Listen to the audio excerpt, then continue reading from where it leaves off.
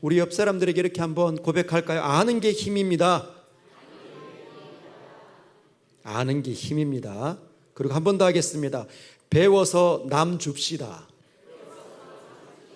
네, 여러분, 아는 게 힘이고 배워서 남 주는 게 기독교인들입니다. 세상에 있는 사람들은 배워서 남 주냐, 네가 다 같지, 그렇게 얘기하지만 예수 믿는 사람들은 배워서 남 줍니다. 왜? 나눠줄 때 우리는 복의 통로가 되고 영광의 하나님께서 기뻐하신다는 거죠. 여러분이 가지고 있는 것, 여러분은 어떤 것들을 가지고 있습니까? 여러분들에게 소유한 것들은 어떤 것이 있습니까? 하나님으로부터 받은 것이 있습니까? 그것이 정말 하나님께서 주신 것이기 때문에 하나님의 그 은혜 가운데 사용되어서 사람들을 살려내고 있는지, 사람들을 유익하게 만들고 있는지, 내 자신이 진짜 하나님의 복의 통로인지 여러분 오늘 이 밤에 점검해 보시길 바랍니다. 사실 예수 그리스도를 믿는 사람들은 복의 통로예요. 우리 모두는 복의 통로입니다. 참된 복이신 예수가 우리를 통하여 세상에 흘러나가기를 원하신다는 것이죠. 그래서 아는 게 힘이고, 모르면 몰라요. 모르면 줄 수가 없습니다. 모르면 어떻게 줘요? 하나라도 알면 그걸 나누어 줘야 합니다. 여러분, 두려워하지 마시오. 내가 말하는 걸 누가 듣겠나? 그건 우리의 편견입니다. 우리의 연약한 가운데서 우리의 편견에 우리가 사로잡혀 있을 뿐이지, 우리는 도구예요. 어떤 도구? 복의 통로. 입 열면 복이 흘러가는 거죠. 저와 여러분이 그런 존재입니다. 입 열면 복이 흘러갑니다. 한번 따라해볼까요? 입 열면 복이 나간다. 믿습니까? 약한데 믿습니까? 여러분, 입 열면 복이 나가야 되는 거예요. 그래서 여러분은 복으로 사람들을 축복하십시오. 잘 됩니다. 잘 될 것 같아요. 내가 기도해 줄게요. 여러분, 기도하십시오. 하나님, 저분 사랑해 주십시오. 하나님, 저분 잘 되게 해 주십시오. 하나님, 이 사람 하나님 은혜를 주십시오. 그런 게 바로 복의 통로이죠. 누가 되냐? 하나님을 아는 사람들만이 합니다. 하나님이 얼마나 좋으신지, 하나님이 얼마나 사랑스러운지, 하나님이 얼마나 부유하신지, 그분이 얼마나 내 안에 가득 찬지를 아는 사람마다 축복할 수 있는 거죠. 근데 모르면 축복 못합니다. 내가 다 받아야지. 여러분, 하나님을 그렇게 알면 복이 안 나가잖아요. 그러면 우리가 영광스럽게 쓰임받지 못한다는 거죠. 하나님께서는 저와 여러분을 어디든지 이끌어서 복의 통로로 사용하고 싶어 하신다는 거죠. 여러분, 믿으시길 바랍니다. 오늘 이 밤에 여러분을 복의 통로로 하나님 앞에 바꾸어내시길 바랍니다. 이제 사도 베드로가 베드로 후서 3장 거의 이제 끝났잖아요. 14절부터 18절까지 이제 남겨주고 싶은 내용이 있어요. 이거 두 가지는 너희들 꼭 기억해라. 이거 두 가지. 여러분, 눈 뜨셔야 됩니다. 두 가지 꼭 기억하시길 바랍니다. 사도 베드로가 이 두 가지 지금 마지막으로 그러므로 너희들 이 두 가지 알고 있어야 돼 라고 남겨놓고 떠났어요. 그럼 우리가 알아야 되잖아요. 이거 알면 우리가 복의 통로가 된다는 거예요. 반드시 알아가십시오. 반드시 기억하고 마음과 생각에 기록하고 나가시길 바랍니다. 지금 베드로가 이렇게 이야기하죠. 15절에 우리가 사랑하는 형제 바울도 그 받은 지혜대로 너희에게 이같이 썼다. 베드로가 지금 뭘 얘기하냐면 형제 바울도 이거 썼다 너희들한테. 어디에요? 바울 서신에. 수많은 신약 성경의 대다수가 바울 서신이잖아요. 거기에 이 두 가지를 압축해놨다는 거예요. 베드로가 생각하기는 바울의 서신의 대부분이 이 두 가지로 이루어졌다는 거죠. 그래서 너희가 반드시 이거 알아야 된다는 거예요.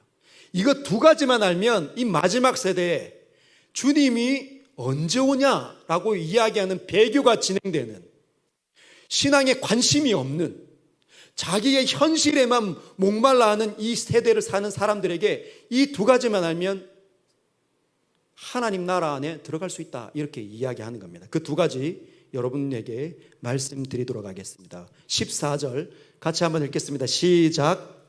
그러므로 사랑하는 자들아, 너희가 이것을 바라보나니 주 앞에서 점도 없고 흠도 없이 평강 가운데서 나타나기를 힘쓰라. 자, 14절에 요약하면 뭘까요?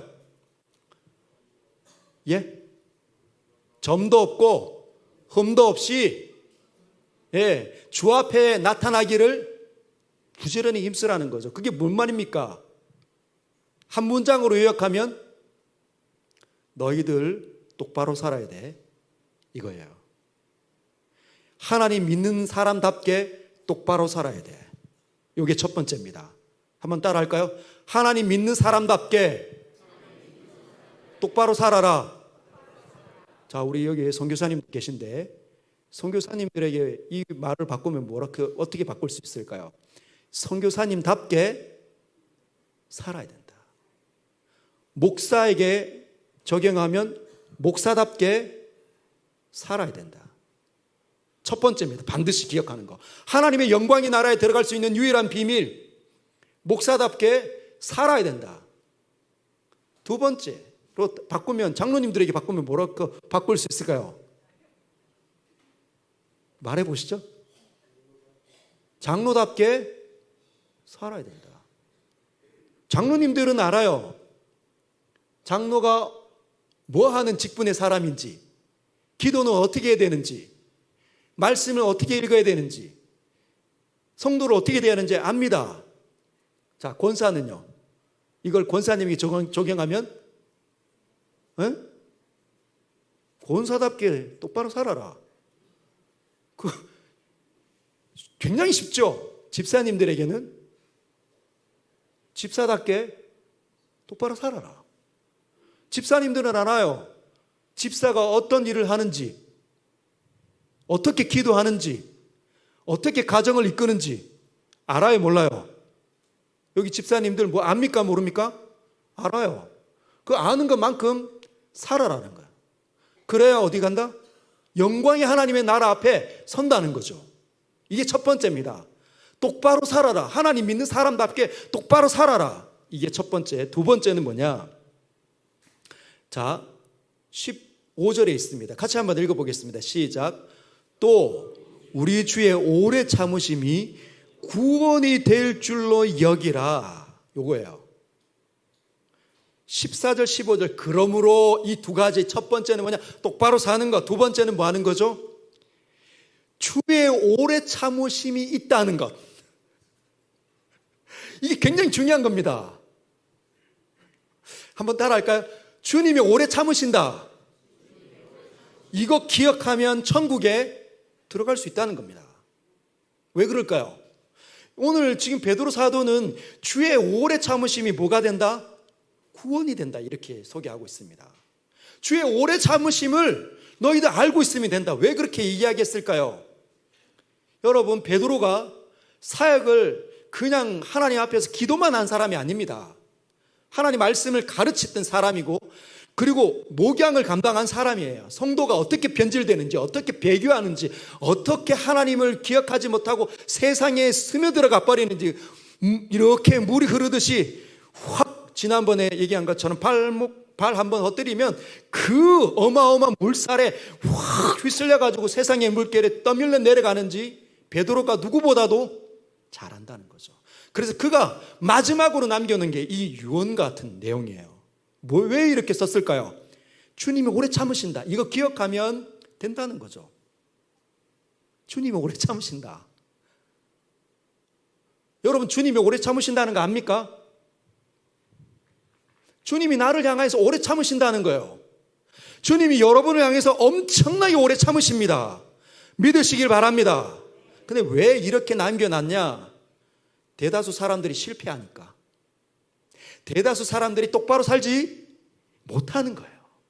똑바로 살아야 된다. 너희들 예수 믿는 사람답게 점도 없이 흠도 없이 살아야 된다. 여러분, 점은요, 여기 주보가 있다면 이 주보가 하얀색이라고 합시다. 이 하얀색에 점이 찍혔어요. 뭐가 오염이 된 겁니다. 여기에 오염이 들어왔어요. 여러분이 하나님께서 여러분의 영혼을 아름답게 거룩하게 십자가의 보혈로서 씻으셨습니다. 그죠? 근데 어떻게 하루를 살고 시간을 보내고 사람들을 만나고 그렇게 애를 쓰면서 살다 보니까 뭐가 묻는 거예요? 오염이 되는 거죠. 세상의 가치관으로 너무 존귀한 영혼이 오염돼 버렸어. 여러분은 어떻게 생각합니까?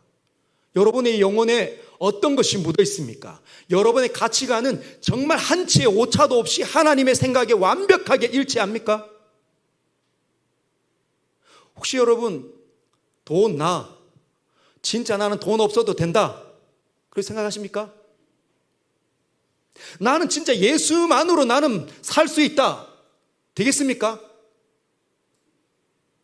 근데 우리가 은혜 받을 때 정말 위로부터 오는 하나님의 은혜가 막 폭포수와 같이 막 밀려 들어와서 갑자기 여기에 성령이 충만할 때 눈물도 흐르고 강렬한 열망이 막 샘솟아 오를 때 그때는 완전히 씻겨 나간 거예요. 머리부터 발끝에 이르기까지 새로움이 막 일어나는 거죠. 그 생동감이, 싱싱함이. 그런데 하루를 살고 한 주를 살아보면 싱싱합니까? 나 진짜 싱싱하다 요즘에. 손 한번 들어보십시오. 목사님 저는 요즘에 너무 싱싱합니다. 정말 하나님의 살아계심과 하나님의 복주심과 하나님의 성령 충만케 하신 때문에 너무 싱싱합니다. 옆 사람들 한번 보십시오. 진짜 싱싱한지. 눈빛이 싱싱한지, 얼굴 표정이 싱싱한지 한번 보십시오. 빛이 나는지. 여러분, 하나님을 대면한 모세는 얼굴이 빛났습니다. 한번 보십시오. 내 얼굴이 요즘에 정말 빛난다.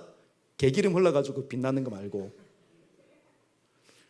진짜 빛난다. 그거 아니면 뭐가 된 거죠? 오염된 거예요. 오염물질이 왔습니다.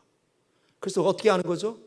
오염됐다 보니까 마음의 감동이, 열정이, 막 은혜가, 얼굴빛이, 아름다움이, 선함이 점점 줄어가는데도 불구하고 하나님 앞에 이 마음에 이 찔림이 없어.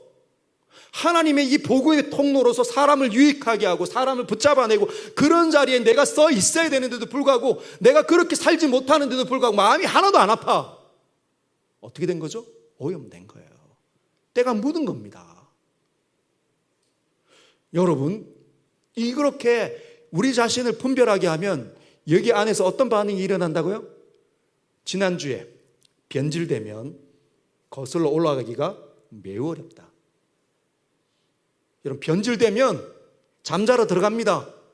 그 말씀 내가 동의하지만 내 마음에 찔리지 않아요. 그 말씀이 부딪혀서 그렇지, 내가 이제 이렇게 살면 안 되지, 하나님의 뜻대로 살아야지 확 펴져야 되는데 안 된다는 거죠. 그게 무능한 겁니다. 완전히 지배당하고 있는 거죠. 그런데도 못 일어나. 여러분, 그래서 변질되는 단계까지 가면 안 된다는 거예요. 마음을 지켜야 합니다. 철저하게. 그래서 오늘 뭐라고 얘기합니까? 애를 써라, 애를 써라. 어떻게? 똑바로 살려고 애를 써라. 한 번이라도 양보하면 어떻게 된다고요? 오염된다는 거예요. 기쁜 거 다 끝나고 복의 통로로 내 자녀들에게, 내 남편과 아내에게, 내 시부모님에게, 내 형제들에게 그 어마어마한 복의 통로를 내가 주지 못한다는 그 복을. 얼마나 저주스러워요. 여러분 모두는 축복하는 사람들입니다. 선교사님이 여기 계신데 선교지 가면 뭐 하는 거죠? 축복하는 거예요. 어둠에 사로잡혀 있는 사람들을 축복하는 거죠.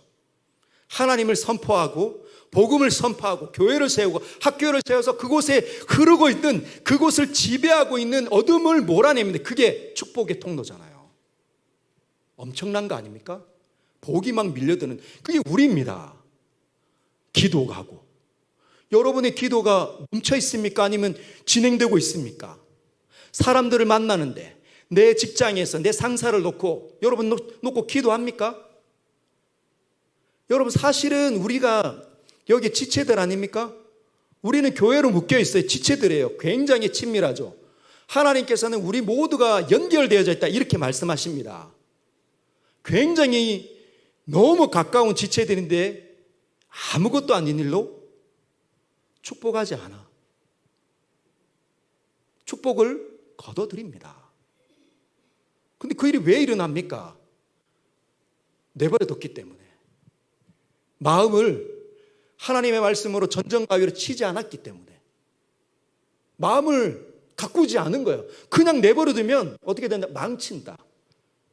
마음을 가꿀 때 첫 번째가 뭐라고요? 원리가 그냥 내버려두면 망친다는 거예요. 가만히 내버리면 망쳐집니다. 사람이 가만히 있어서 좋아지지 않아요. 어떻게 해야 되는데? 부지런 떨어야 됩니다. 가위 들고 설쳐야 돼요. 말씀을 가지고 먹고 마시고 애를 쓰고 부지런히 해야 합니다. 그럴 때 어떻게 되는 거죠? 이 안에 있는 모든 것들이 바깥으로 복으로 막 튀어나가는 거죠. 나 때문에 누군가 살아나는 거죠. 자, 두 번째, 이 첫 번째는 우리 모두가 아는데, 자, 이 똑바로 사는 게 안 일어나니까. 집사님, 똑바로 사라집니까? 웃으시는데. 권사님, 똑바로 사라집니까? 안 되는 거라. 여러분, 이번 주에 실패했다. 손 드시면 안 됩니다. 부끄러우니까. 그래서 지금 베드로가 뭘 남겨놨냐? 주님이 오래 참으신다. 꼭 기억해라. 왜? 똑바로 살지 못하면 내가 목사인데, 내가 장로인데, 내가 권사인데, 그 양심이 여러분을 너무너무 괴롭히니까 어떻게 한다고요? 더 깊은 어두움 속으로 들어가 버리고 숨어 버리니까. 그게 베드로가 목양을 하면서 사람들의 안에 있는 경향성을 발견한 거예요. 자꾸 어둠으로 자꾸 들어가 있으니까, 못 이겨내니까. 아, 하나님, 나 같은 사람, 내가 뭐 기도도 많이 안 하고 내가 무슨 권사답나? 있는 거죠. 자꾸 쥐고 있는 거예요. 그래서 뭐라고 하는 거죠? 주님이 오라 참으신다. 언제까지? 너를 구원할 때까지 지금 하나님께서 기다리고 계시다는 거예요. 주님이 우리를 지금 기다리고 있다는 겁니다. 어떻게? 구원받기로. 구원받을 때까지 우리를 지금 바라보고 찾아보고 계속 주목하고 있다는 거예요. 그걸 기억하라는 거예요. 낙심하는 사람들에게, 낙심이 성도들에게 찾아올 수 있다는 걸 베드로가 알고 있다는 겁니다. 그래서 많은 사람들이 집사로서, 권사로서, 장로로서 자기 역할을 감당 못하니까 구원의 자리에서 자꾸만 도망가는 거예요.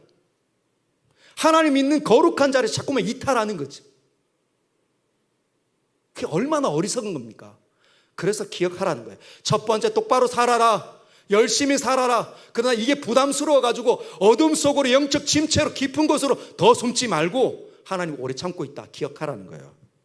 여러분 꼭 기억하십시오. 두 가지만 기억하십시오. 여러분이 잘 못 살고 있을 때, 믿음이 약해져 있을 때, 남을 미워하는 자리에 떨어졌을 때, 막 성이 막 나가 분노가 일어날 때, 마음의 열정이 하나도 일어나지 않을 때 두 가지 기억하십시오. 내가 여전히 이 땅에 지금 살고 있다. 죽지 않고 살고 있다. 여러분 그게 동의가 됩니까? 만약에 여러분이 진짜 여전히 내가 살고 있다. 그것과 두 번째, 주님이 아직 강림 안 하셨구나. 나는 지금 살고 있는데 주님이 아직 이 땅에 안 오셨다. 그럼 뭐가? 주님이 나를 기다리고 계시구나. 기억하라는 거야. 나를 구원하기 위해서 나를 집중하고 나만 쳐다보고 나를 기다리고 오래 참고 견뎌내고 있다는 걸. long suffering. 여러분 장로님이 기도 안 하고 말씀 안 보고 복의 통로를 안 할 때 그 장로님은 하나님께 고통스러운 존재의 시간을 보내고 있을 수 있습니다. 뭔 말인지 아시겠어요? 근데 그게 하나님 마음에 고통스러운 거예요. long suffering 되고 있는 거죠. 마음이 고통이 걸레가 되고 있다는 걸 기억을 하라는 거예요. 하나님 오래 참고 계시다. 나를 구원하기 위해서.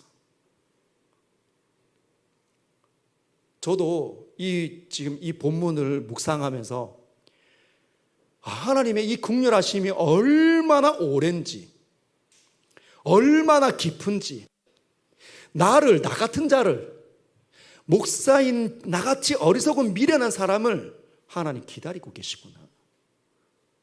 구원받기를, 영원한 나라에서 나를 발견하기를 원하고 계시다는 거예요. 이 헌담 많고 비난하고 퍽하면 슬퍼하고 퍽하면 두려움에 빠지는 우리 자신을 어떻게 해요? 오래 견디고 계시다는 겁니다. 이 두 가지를 꼭 기억하십시오. 첫 번째는 똑바로 사는 것. 두 번째는 내가 실수하고 실패할 때 주님이 나를 기다리고 계시다는 것. 나를 구원하기 위해서 기다리고 계시다는 것. 이 두 가지만 기억하면 된다. 여러분, 그래서 17절에 이렇게 이야기합니다. 같이 한번 읽겠습니다. 시작. 그러므로 사랑하는 자들아, 너희가 이것을 미리 알았은즉 무법한 자들의 미혹에 이끌려 너희가 굳센 데서 떨어질까 삼가라.